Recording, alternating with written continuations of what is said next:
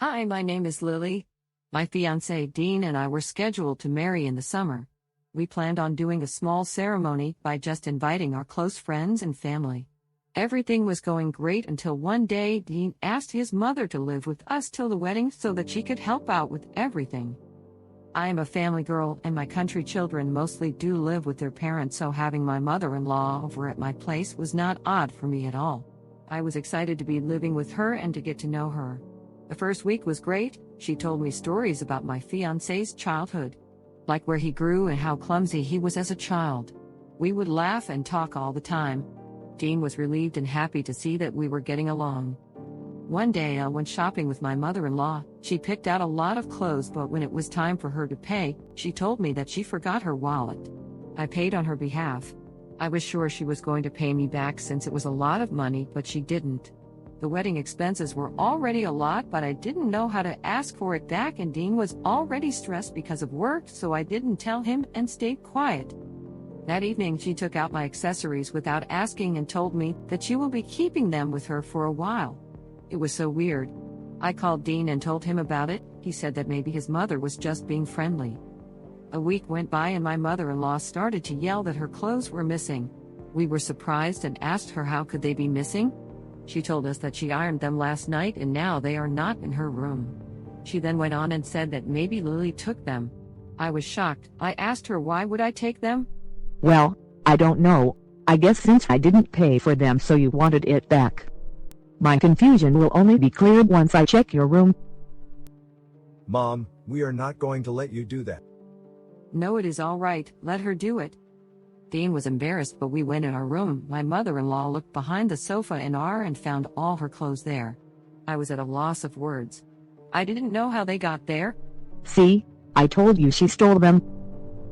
We were very quiet that afternoon. How did they get there? Also, how did she know exactly where the clothes would be? Something was definitely fishy. Dean thought that his mother may have left her clothes in their room by mistake, so he let it go, but I couldn't. The next morning, my mother-in-law and I were having breakfast. All of a sudden, she started choking.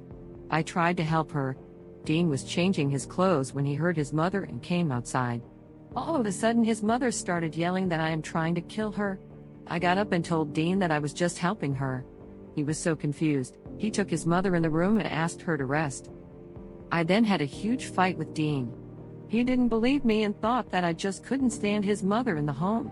He said that his mother raised him alone and is very important to him, and if I have an issue with that, then our relationship can no longer be. I was about to call off our engagement when I saw my mother-in-law peeking from the room and smiling. At that moment, I finally understood what she was doing.